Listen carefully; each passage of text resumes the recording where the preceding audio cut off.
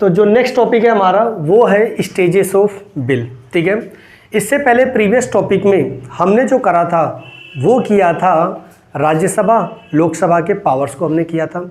साथ ही साथ हमने उसमें डिस्कस किया था कि उनकी स्पेशल पावर्स क्या हैं, उन सभी चीज़ों के बारे में हमने यहाँ पे चर्चा किया था। ठीक है, अब उसमें हमने बिल के बारे में भी चर्चा किया था, लेकिन एक्चुअल में बिल होता क्या है और उसके अपने स्टेजेस क्या क्या हैं, तो वह भी इम्पोर्टेंट रखता है।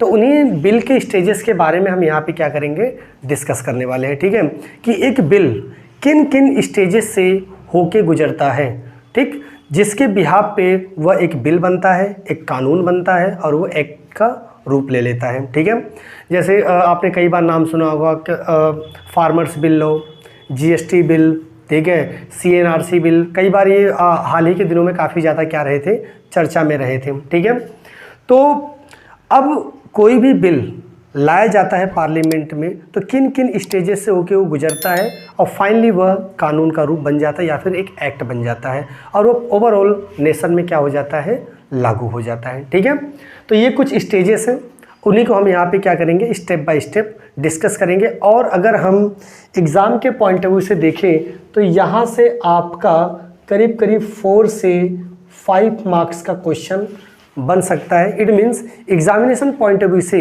यह काफ़ी ज़्यादा आपके लिए इम्पोर्टेंट माना जाता है। ठीक है, तो स्टार्ट करते हैं स्टेजेस ऑफ बिल।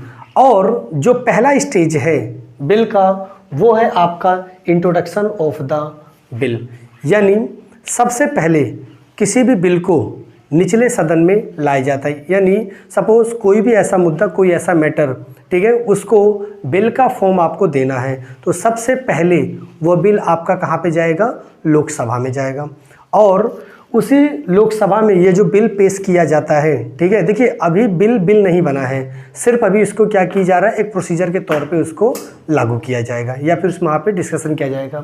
तो इंट्रोडक्शन ऑफ द बिल का मतलब है it is also known as the first reading of the bill, यानी कोई ऐसा प्रस्ताव जो कि लोकसभा में लाया गया, वहाँ पे जो इस बिल को पेश किया जाएगा उसको क्या बोला जाता है, आपका first reading of the bill भी कहा जाता है। ठीक है, तो सबसे पहले लोकसभा में इस बिल को लाया जाएगा और वहाँ पे उस पर क्या किया जाएगा, डिबेट्स एंड डिस्कशंस किया जाएगा। इट मीन्स जितने भी लोकसभा के मेंबर्स बैठे होंगे, एमपीज एमएलए वगैरह बैठे होंगे, उनके सामने इस बिल को रीड किया जाएगा और वहाँ पे जो एमपीज एमएलए हैं वो भी अपनी राय रखेंगे, उस पर अपनी बात रखेंगे, भाई इस बिल में कुछ खामियां हैं या फिर यहाँ पे बदलाव किया जाना चाहिए, यह बिल क्यों चाहिए या क्यों पास किया जाना चाहिए। मतलब ओवरऑल जो भी मैटर्स वहाँ पे डिस्कशन हो सकता है वो सब कुछ वहाँ पे क्या किया जाएगा, डिबेट्स एंड डिस्कशन किया जाता है। ठीक है, इसीलिए इसको क्या बोला गया है, first reading of the bill भी कहा जाता है। ठीक, अब अभी बिल को क्या किया गया है, लोकसभा में पेश किया गया है। ठीक है, इसीलिए इसको क्या बोला गया, इंट्रोडक्शन ऑफ द बिल बोला जाता है। दूसरा स्टेज इसका है second reading of the book, यानी इसको दोबारा से उसको क्या किया जाता है, रीड किया जाता है। यानी फर्स्ट प्रेफरेंस में कि बिल लाया गया उसकी रीडिंग करी जाती है। Second reading of the bill में क्या किया जाता है कि वहाँ पे डिस्कशंस किए जाते हैं। ठीक है, किसके बारे में, प्रोविजंस ऑफ द बिल के बारे में। साथ ही साथ वहाँ पे वो जो मेंबर्स हैं वो अपनी क्या राय रखेंगे, उन सभी मैटर्स को यहाँ पे डिस्कस किया जाता है। ठीक है, जैसे अब इस बिल को यहाँ पे लाया गया है, ठीक है, तो इनके पास 4 ऑप्शंस हैं। पहला ऑप्शन क्या है कि ये जो बिल है, बिल में बी टेकन इनटू कंसीडर, इस बिल को क्या कर लिया जाए, स्वीकार कर लिया जाए, यानी इस पे कंसीडर किया जाए।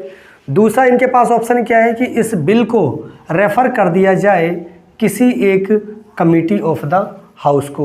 इट मीन्स यानी इस बिल को क्या किया जाए कि एक कमेटी बना दी जाए उस बिल के ऊपर और वो कमेटी उस बिल को देखेगी कि उस पर करना क्या है। ठीक है, तीसरा इनके पास ऑप्शन क्या है, it may be refer to a joint committee of the house, या फिर एक कमेटी तो पार्लियामेंट के द्वारा बना दी जाएगी और जॉइंट का मतलब यहाँ पे दोहरी, मतलब राज्यसभा से भी एक कमेटी बना दी जाएगी और यह जिम्मा उन दोनों के मत्थे क्या कर दिया जाएगा, रख दिया जाएगा। या तो यह तरीका अपनाया जा सकता है और लास्ट तरीका क्या है इनका बिल में be circulated for public opinion, ठीक है। या फिर इनके पास थर्ड ऑप्शन यह होता है कि इस बिल को आम लोगों के लिए क्या कर दिया जाए, सर्कुलेट कर दिया कि भाई जनता क्या चाहती है, आम लोग क्या चाहते हैं इस बिल को लेके, क्या इस बिल को पास होना चाहिए या नहीं होना चाहिए।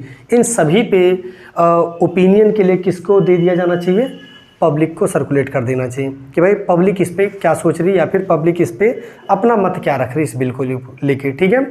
तो ये 4 फॉर्मेट है जिसमें second reading of the bill में क्या लिया जा सकता है, डिसीजन लिया जा सकता है या फिर डिबेट या फिर डिस्कशन का पार्ट बनाया जा सकता है, ठीक है।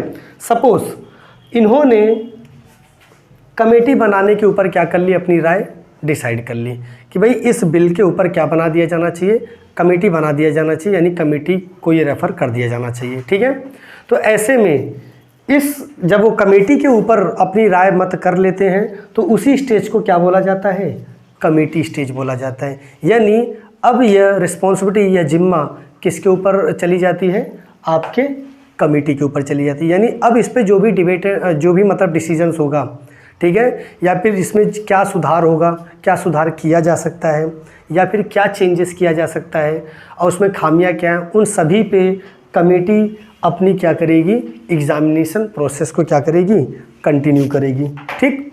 यानी कमेटी एग्जामिन द बिल, सबसे पहले जो कमेटी जो बनाई गई है वो इसको क्या करेगी, ओवरऑल एग्जामिन करेगी।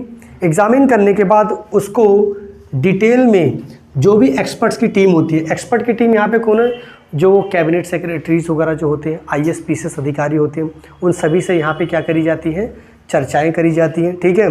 और जितने भी डॉक्यूमेंट्स उससे जुड़े हुए हैं उन सभी को क्या किया जाता है भाई, वेरीफाई किया जाता है, ठीक है। और साथ ही साथ डिफरेंट तरीके से यहाँ पे क्या किया जाता है, सजेशंस और इम्प्रूवमेंट पे काम किया जाता है। एंड फाइनली जब ये कमेटी का जो स्टेज पूरा हो जाता है तो ये रिपोर्ट, यानी कौन सी रिपोर्ट, जो कमेटी स्टेज ने बनाई है, वो अपनी रिपोर्ट किसको पेश कर देगी, हाउस को पेश कर देगी। यानी जहाँ से इस कमेटी को क्या किया गया था, बनाया गया था, ठीक है, कि इस बिल पे क्या किया जाए, काम किया जाए, ठीक है। तो फाइनली कमेटी स्टेज पूरा होने के बाद यह जो बिल है कहाँ चला जाएगा कि इस पे देखा जाए कि आखिरकार कमेटी ने इस पे अपना क्या राय दिया है, क्या सजेशन दिया है। यानी कमेटी स्टेज के बाद यह बिल दोबारा से उसी हाउस में जाएगा, वहाँ पे दोबारा डिबेट एंड डिस्कशन के लिए कि भाई अभी भी इसमें क्या सुधार किया जा सकता है या फिर इसमें अभी क्या चेंजेस पॉसिबल है, ठीक, या फिर अगर कुछ कमियां हैं तो उस पर भी कुछ काम किया जाए।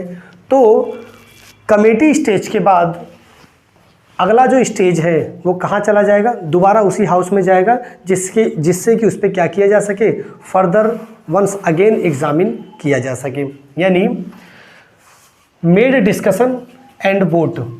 तो अब हाउस में यानी दोबारा से लोकसभा में बिल चला जाएगा, वहाँ पे एक बार फिर से क्या बैठेगी, सदन बैठेगी और डिस्कशन करेगी, ठीक है, हर एक पॉइंट्स पे, हर एक मुद्दे पे, ठीक है। और फाइनली वोटिंग भी किया जाएगा कि क्या इस बिल को क्या कर दिया जाए, पास कर दिया जाए। और यह वोटिंग आपकी सिंपल मेजॉरिटी भी हो सकती है, ठीक है, और मेजॉरिटी डिसीजन भी हो सकता है, ठीक है, कि भाई बहुमत से इसको क्या कर दिया जाए, वोट करके इस बिल को पास कर दिया जाए, ठीक है, कोई भी ऑप्शन हो सकता है।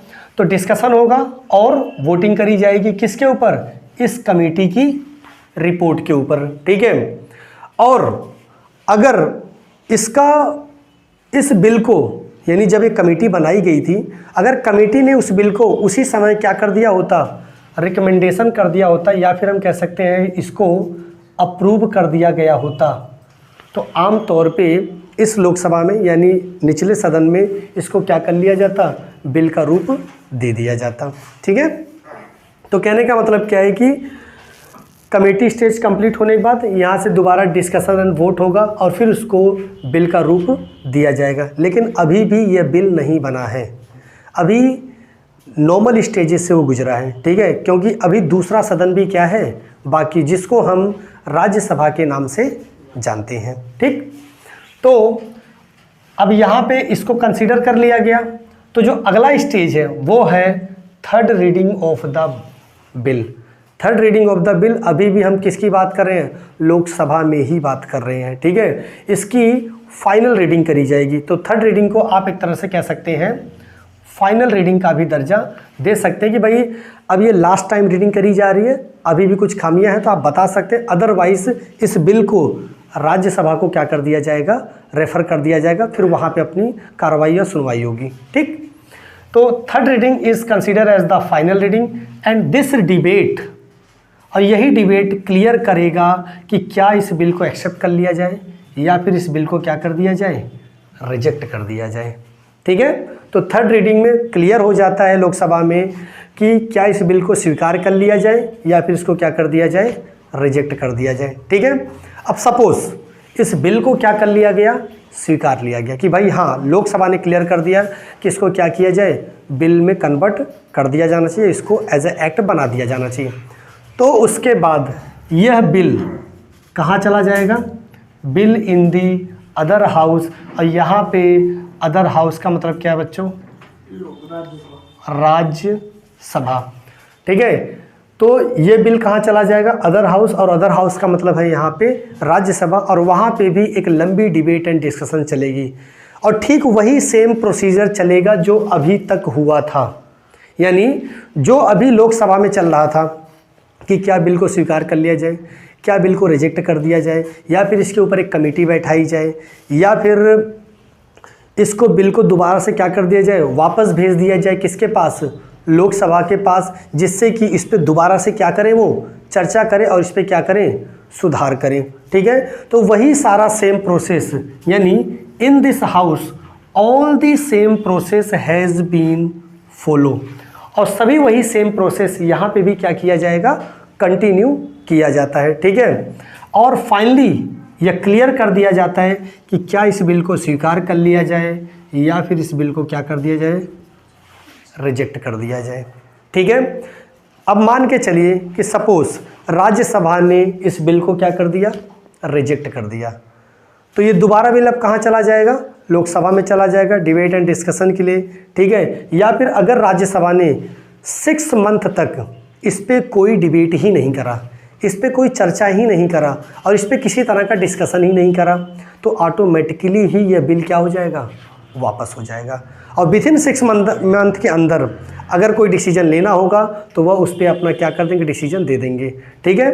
तो या तो 6 मंथ के अंदर वो डिसीजन ले लें, उस पर चर्चा कर लें, या फिर वापस दे दें, या सुधार के लिए कोई गुंजाइश की चांसेस हो, ठीक है, या फिर ऑटोमेटिकली वो क्या हो जाएगा, कैंसिल हो जाएगा। अदरवाइज या तो उसको क्या कर ले, वो स्वीकार कर ले। सपोज उन्होंने अब क्या कर लिया, इस बार स्वीकार कर लिया, यानी इस बिल को क्या कर लिया, अडॉप्ट कर लिया कि भाई हाँ ठीक है, इसको बिल की हम मंजूरी देते हैं। अब लोकसभा में भी ये बिल पास हो गया और राज्यसभा में भी पास हो गया, ठीक है। लेकिन अभी भी यह बिल ही है, अभी भी यह कानून का रूप नहीं बना है, ठीक है। यानी कोई भी बिल तब बिल माना जाएगा जब वह एक्ट का रूप ले लेगा, और लेकिन एक्ट का रूप वो कब लेगा, जब इस पे अपनी मंजूरी कौन देगा, महामहिम देगा। और ये महामहिम कौन माना जाता है, देश का राष्ट्रपति माना जाता है, ठीक है। तो फाइनली अब यह बिल कहाँ जाएगा, राष्ट्रपति भवन जाएगा, ठीक है। और किसके क्यों जाएगा, जिससे कि राष्ट्रपति की क्या ली जा सके, मंजूरी ली जाए। यहाँ पे एसेंट का मतलब क्या है, यह एक पॉलिटिकल वर्ड है, तो आपको यहाँ पे इसको क्या करना पड़ेगा, स्वीकार करना पड़ेगा। तो फाइनली यह बिल कहाँ जाएगा, राष्ट्रपति के पास जाएगा, जिससे कि राष्ट्रपति अपना क्या दे दे, इस पर मंजूरी दे दे। अब राष्ट्रपति के ऊपर ही निर्भर करता है कि बिल को इसको क्या कर दिया जाए, अप्रूव कर दिया जाए या फिर इसको रिजेक्ट कर दिया जाए। देखिए सर्कमस्टांसेस बहुत कुछ कहते हैं, ठीक है। वैसे 90% चांसेस तो 95% आप मान के चलिए, ठीक है, कि चांसेस क्लियर रहता है कि बिल क्या कर दिया जाएगा, मंजूर कर दिया जाएगा, ठीक है। लेकिन कई बार भारत के इतिहास में स्पेशल सर्कमस्टांसेस भी हुए हैं जहां पे राष्ट्रपति ने अपनी वीटो पावर का इस्तेमाल किया है। तो ऐसे में अगर उसने अपने वीटो पावर का इस्तेमाल कर लिया तो बिल में भी हो सकता है कि रिजेक्ट कर दिया जाए।